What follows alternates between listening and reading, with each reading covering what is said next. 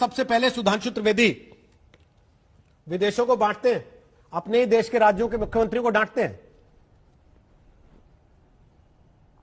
रोहित जी, जो आरोप विपक्ष लगा रहा है इसमें कुछ नया है क्या?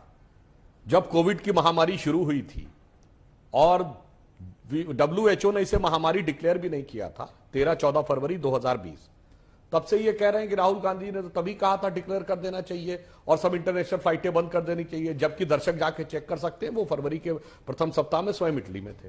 डॉक्टर कौशल कांत, ये लड़ाई राजनीतिक है कुल मिला के कि भाई एक पार्टी दूसरी पार्टी का मसला है, या वाकई वैक्सीन का क्राइसिस है देश में? रोहित जी, मुझे लगता है ये राजनीतिक मसला ज्यादा बनाया जा रहा है as compare to real problem. Real problem हो सकती है, मुझे इसमें कोई डाउट नहीं है कि हो सकता है कहीं पे थोड़ी बहुत किसी सेंटर पे थोड़ी क्राइसिस हो सकती है, लेकिन जो ऑफिशियल स्टेटमेंट, ऑफिशियल रिकॉर्ड्स जो अभी तक दिखाए जा रहे हैं उसके अकॉर्डिंग हर स्टेट में कम से कम 2 से 3 दिन का स्टॉक है। जो बात सुधांशु जी ने कही कि कोई कागज दिखाए, तो कोई कागज नहीं दिखा रहा है, हर आदमी सिर्फ हवा में दोषारोपण कर रहा है। तो मैं सर्टेन सेंटर की बात मान सकता हूं कि कहीं पे कम हो गया, एडमिनिस्ट्रेटिव प्रॉब्लम हो गई, कहीं कोई स्पॉइल हो गया, दैट इज ओके।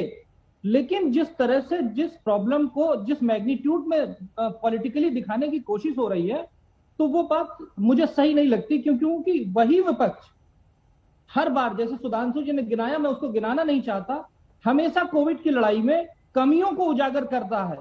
कमियों को उजागर करना विपक्ष का काम है, मैं ये मानता हूं, लेकिन उसको निगेटिव करने का काम नहीं करना चाहिए। इस समय पूरे वर्ल्ड में ग्लोबली ये क्राइसिस फैली हुई है और सेकेंड वेव की जो बात हो रही है कंट्री के तौर पे, वो सिर्फ इंडिया में ही नहीं आया है, हर जगह आया है। अगर हम देखें तो हम यूके या यूरोप से करीब 2 महीने 3 महीने पीछे चल रहे हैं। वारिस पठान जी, पहला सवाल आपसे यही कि तमाम लोगों का कहना है कि आप बंगाल में आप बंगाली मुस्लिमों को भड़काने के लिए ओवैसी जी ऐसी बात कर रहे हैं, वरना इतनी बातें उन्हें क्या विश्लेषण करने की जरूरत थी कि कान में क्या कह रहे होंगे? तो बीजेपी कार्यकर्ता है, देखिए। नहीं, देखिए अंजना जी, ये जो बंगाल का चुनाव के पहले ही मोदी जी को पोलराइजेशन और अपीसमेंट की पॉलिटिक्स सूझी है। अभी आप खुद सोचिए कि एक आदमी इतना बड़ा एसपी जी का अगर मोदी जी के आजू बाजू घेरा हुआ है तो वहां जाता है, मोदी जी के कान में कुछ बोलता है, तो ओवीसी ने कहा कि भाई क्या बोला होगा, उसने कहा होगा कि मैं बांग्लादेशी नहीं हूं, मोदी जी आप टोपी क्यों नहीं पहनते, मोदी जी हम आपको सीए एनआरसी के पेपर नहीं दिखाएंगे। अब ये मैं आपको बताऊं अंजना जी, एक प्री प्लान पॉलिटिकल स्टंट खेला गया है मोदी जी की तरफ से और भाजपा की तरफ से, क्योंकि उनको अपनी जमीन खसकती हुई नजर आ रही है वहां पर बंगाल में। अगर मोदी जी को इतना ही दिल था तो आज तक मन की बात मुसलमानों की क्यों नहीं सुनी मोदी जी ने? कब सुनी मुसलमानों की बात? उनके ही नेता यूपी के अंदर लव जिहाद के नाम पे बेकसूर मुसलमानों को उठा के जेलों में डाल रहे हैं, यूपीए कानून के तहत बेकसूर मुसलमानों को जेलों में डाला जा रहा है। तब तो मोदी जी ने कभी कुछ नहीं कहा, कभी इस तरह से टोपी वाले के साथ बात नहीं की। तो ये सिर्फ एक चुनावी पोलराइज करने के लिए इन्होंने कोशिश की। अब दूसरी तरफ से टीएमसी भी है, आपकी पार्टी तो कहती है सबका साथ, सबका विकास, सबका विश्वास, फिर ऐसे प्रतीकात्मक तस्वीरों की जरूरत क्यों पड़ गई बंगाल चुनाव में? संबित जी। अंजना जी, चित भी मेरा पट भी मेरी, ये कमाल का विषय है। देखिए, पहली बात तो है जुल्फिकार जी का, मैं अभी इंटरव्यू पढ़ रहा था, यहाँ पर मेरे सामने रखा हुआ है। उन्हें बताया गया है कि जुल्फिकार साउथ कोलकाता के बीजेपी जिले के अल्पसंख्यक मोर्चा के प्रेसिडेंट हैं और हेलीकॉप्टर जहां पर लैंड कर रहा था वहां वो रिसीव करने गए थे, वहां टोपी पहन के खड़े हुए थे। आप बताइए, अगर प्रधानमंत्री जी बात नहीं करते तो ओवैसी जी अभी क्या कहते? टोपी पहना हुआ था इसलिए बात नहीं किया, पोलराइज कर रहे हैं, कितने कम्युनल है देखो, बात कर लिया। बात क्यों कर लिया? टोपी पहना हुआ था इसलिए बात कर लिया। मतलब कुल मिलाकर के करो तो मरो, ना करो तो मरो। दूसरी बात है, देखिए कान में क्या कह रहे हैं वो तो यहां साक्षात्कार में छपा हुआ है, जुल्फिकार भाई यहां खुद मौजूद है, वो बता देंगे।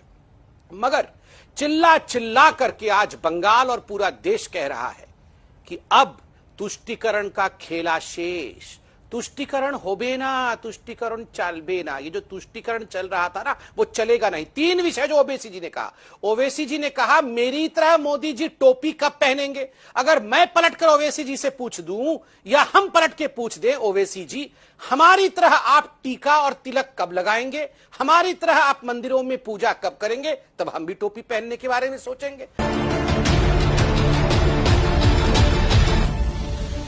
अब सवाल यह है कि अचानक इतनी तेजी से संक्रमण फैलने क्यों लगा? क्या इसमें लोगों की लापरवाही के साथ साथ कोई और एंगल भी है?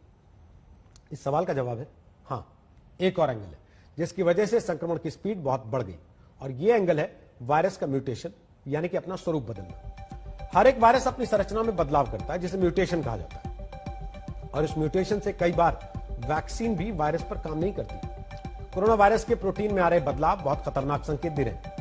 कोरोना के प्रमुख स्ट्रेन कौन से और उनकी ट्रांसमिशन पार क्या है, यह भी देख लीजिए। इनमें से कई स्ट्रेन वैक्सीन के बने बनाए खेल को बिगाड़ने की क्षमता रखते हैं। ओरिजिनल चाइनीज स्ट्रेन दुनिया भर में फैल चुका है। दक्षिण अफ्रीकी स्ट्रेन 50% ज्यादा संक्रामक है, 40 देशों में फैल चुका है। ब्राजील का स्ट्रेन ओरिजिनल वायरस के मुकाबले एंटीबॉडीज को चकमा देने में ज्यादा सक्षम है, यह 21 देशों तक फैल चुका है। ब्रिटिश स्ट्रेन कोरोना की दूसरी लहर का सबसे बड़ा कारण बना। ओरिजिनल चीनी स्ट्रेन से 70% ज्यादा ब्रिटिश स्ट्रेन संक्रामक है, और यह 50 देशों में फैल चुका है। भारत का डबल म्यूटेंट स्ट्रेन भी खतरनाक है, और इसमें एंटीबॉडीज को चकमा देने की क्षमता है। जब वायरस बदल रहा है तो वैक्सीन में भी बदलाव करने पड़ेंगे।